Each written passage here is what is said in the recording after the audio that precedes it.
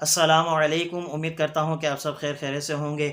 اچھا دوستو، کیا آپ کو یہ فیل ہوتا ہے، یہ ریئلائز ہوتا ہے جب بھی آپ اپنی کسی دوست یا فرینڈ سرکل میں ہوتے ہیں، یا آپ فیملی کے ساتھ بیٹھتے ہیں، یا آپ اگر جاب والے بندے ہیں، آپ اپنی میٹنگ اٹینڈ کرتے ہیں، تو آپ کے مشوروں کو، آپ کی باتوں کو وہ اہمیت، وہ قدر نہیں دی جاتی جس کی آپ توقع رکھتے ہیں۔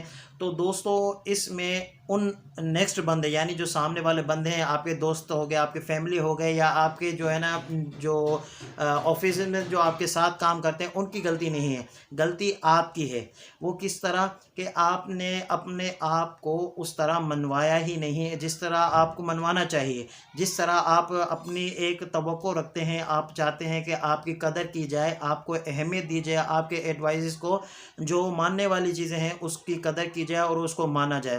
تو اس ویڈیو میں آپ کو کچھ ایسی باتیں آپ کو شیئر کرنے والا ہوں جس کو اپلائی کر کے انشاءاللہ آپ کی قدر بڑھے گی۔ آپ ان باتوں کو عمل کریں، اپنی زندگی میں اپلائی کریں، انشاءاللہ لوگ آپ کو اہمیت دینا شروع کر دیں گے اور آپ کی قدر و منزلت بڑھتی جائے گی۔ تو سب سے پہلی بات میں آپ کو بتاؤں گا، اپنے آپ کی قدر کریں، اپنے آپ کو منوائیں۔ یہ اس دنیا کی ایک تلخ حقیقت ہے، ایک کڑوی سچائی ہے کہ آج کل کے دور میں جو اہمیت ہے، جو عزت ہے، وہ صرف پیسے کی ہے۔ یہ ایک کڑوی حقیقت ہے جسے ہمیں ایکسیپٹ کرنا ہوگا۔ کچھ ایسی چیزیں، جو باتیں آپ اپنے اندر ایکسیپٹ کرنے کی عادت ڈال دیں، تو انشاءاللہ آپ کی جو قدر ہے، آپ کی جو ایک اہمیت ہے، وہ بڑھ جائے گی۔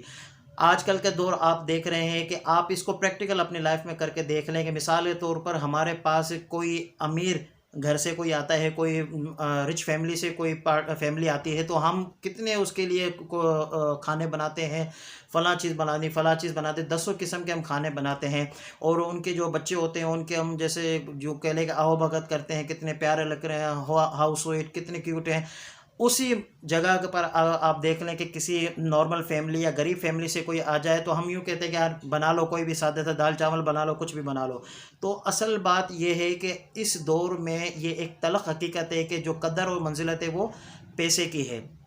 تو کوشش کریں کہ اپنے آپ کو منوائیں، اور اپنے آپ کو، چاہے وہ نالج کے ذریعے ہو، چاہے وہ ایجوکیشن کے ذریعے ہو، آپ اپنے آپ کو اتنا اسٹیبلش کر لیں، اپنے آپ کو اتنا آپ بنا لیں پیسوں کے حساب سے، ہر حساب سے۔ یہ پیسے حلال کمائی کرنا کوئی بری بات نہیں ہے۔ اپنے آپ کو اتنا اسٹیبلش کیجئے کہ لوگ آپ کی قدر کریں، کہ لوگ آپ کی جو اہمیت ہے نا، اس اہمیت کو آپ کو پہچانیں۔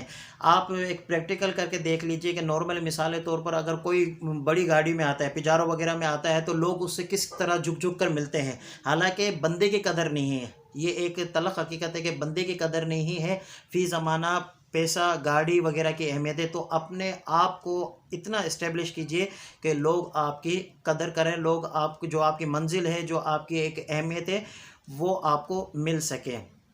اچھا، دوسری بات، قربت، کلوز۔ آج کل کے دور میں ہم نے یہ دیکھا ہے کہ ہم بہت ہی زیادہ جو ہے نا کلوز ہو جاتے ہیں، چاہے وہ ہمارا فرینڈ سرکل ہو جائے، چاہے ہماری وہ فیملی ہو جائے، چاہے وہ کوئی بھی ایسی ایک گیدرنگ ہو۔ ہم جتنا لوگوں کے اندر کلوز ہوتے ہیں، اتنی ہماری جو ہے نا اہمیت کم ہو جاتی ہے۔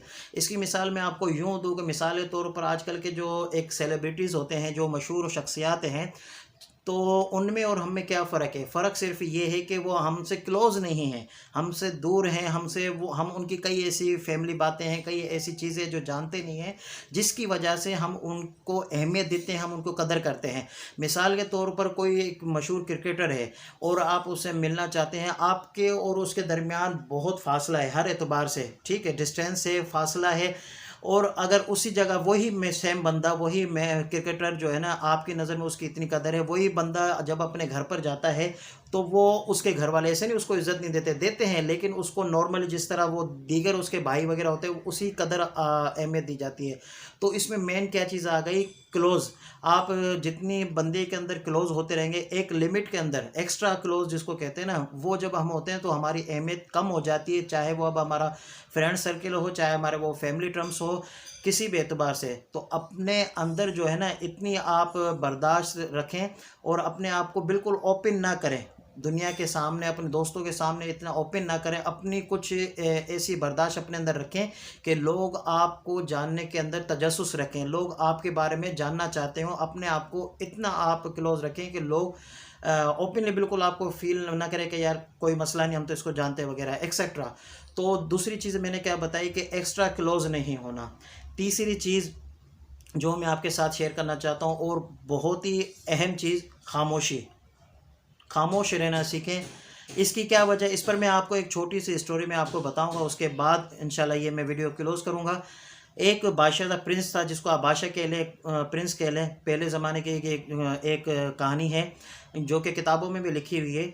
खामोशी की अहमियत आपको इस वाक़े से हो जाएगी। वो एक शहज़ादा था, तो वो खामोश रहता था। तो उसके जो वालिद था, जो उसका बादशाह था, उसने ऐलानात करवा दिए कि जो मेरे बेटे से, इस शहज़ादे से, इस प्रिंस से दो लफ्ज़ बुलवा देगा, हम उसको इतनी इतनी इतनी हम उसको है ना दौलत देंगे, इतने इनामात देंगे। लेकिन कोई भी उससे दो लफ्ज़ नहीं बुलवा सका। वक्त गुजरता रहा, तो जैसा कि आपको पता है जो शहज़ादे होते हैं उनकी जो है ना ज़्यादातर एक ये आदत भी होती है कि वो शिकार करते हैं। तो एक दिन वो अपने दोस्तों के साथ वो प्रिंस शिकार पे गया। शिकार पे गया तो वो उसने एक परिंदा देखा जिसको उसको शिकार करना था। तो वो परिंदा अचानक दरख्तों के दरमियान, दरख्तों के बीच में छुप गया। छुप गया तो वो शहज़ादा ढूंढने लगा, क्योंकि पहले तीर अंदाजी से शिकार हुआ। आजकल जो गन के ज़रिए होता है, पहले तीर अंदाजी होती थी, तीर के ज़रिए शिकार करते थे। तो अचानक जो है ना एक पेड़ में से हलचल हुई और थोड़ी सी उस परिंदे की आवाज़ आई।